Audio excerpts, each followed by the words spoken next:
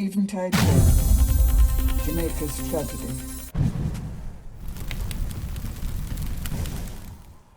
The Eventide home was opened in Jamaica on July 1, 1870. At that time, Jamaica was a British Crown colony.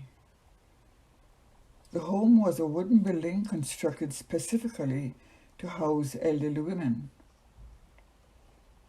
As time passed, however, destitute, crippled, and handicapped old men and children were also placed there, along with elderly women. In the first year that Eventide existed, about 160 old women lived there.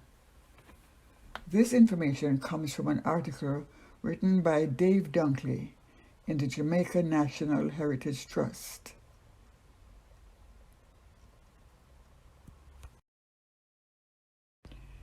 Eventide is the most tragic display of human neglect our country has ever known. Let us never repeat it again. These are the words of Father Richard Holong, founder of the Roman Catholic charity Missionaries of the Poor. We all don't get wealthy, travel the world, sit with kings, or eat the finest food in our lifetime. But in a lifetime, we all get old. This statement from Jamaican writer, radio host, and actor Rodney Campbell.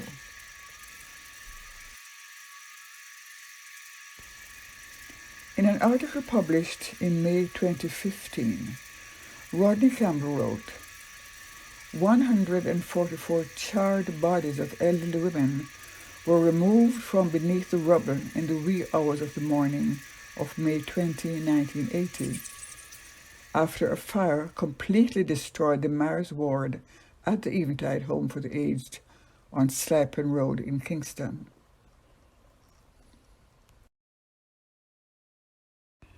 This photograph was what I saw that morning in May when I went to report on the fire that destroyed the Eventide home. The sight was distressing, but the overpowering smell of burning flesh was even worse.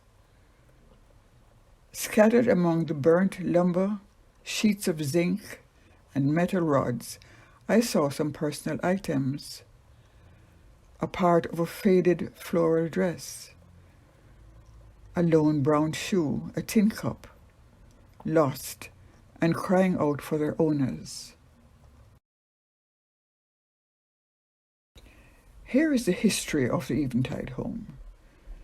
It was opened in Jamaica on July 1, 1870. At that time, Jamaica was a British Crown colony. The home was a wooden building constructed specifically to house elderly women. As time passed, however, destitute, crippled, and handicapped old men and children were also placed there, along with the elderly women. In the first year that Eventide existed, about 160 old women lived there. This information comes from an article written by Dave Dunkley in the Jamaica National Heritage Trust.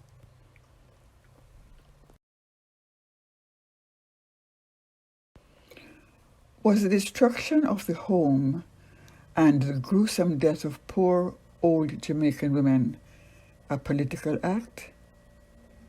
An article by the Associated Press, AP, in the Toledo Blade newspaper of May 20, 1980, quoted Prime Minister Michael Manley as saying, "First reports from the security forces indicate strongly that this may have been the work of arsonists."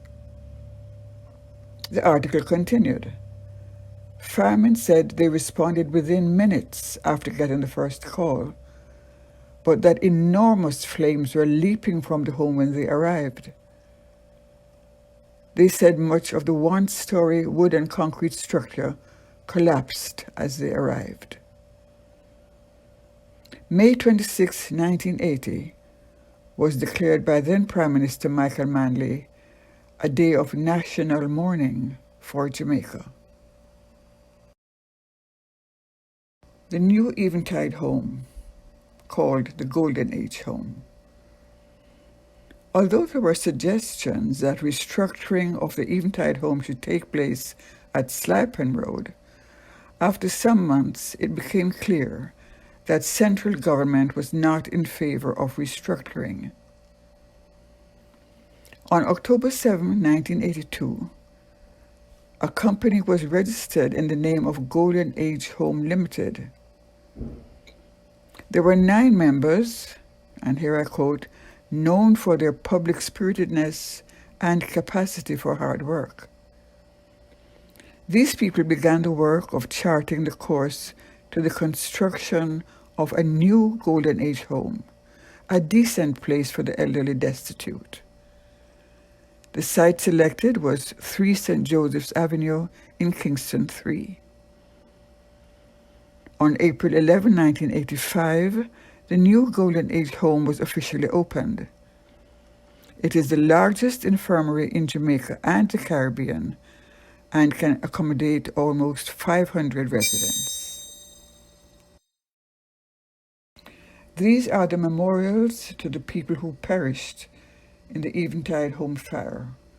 One monument is on the left at the National Heroes Park in Kingston, Jamaica, and the other one is called the Fireman Monument, also at the National Heroes Park.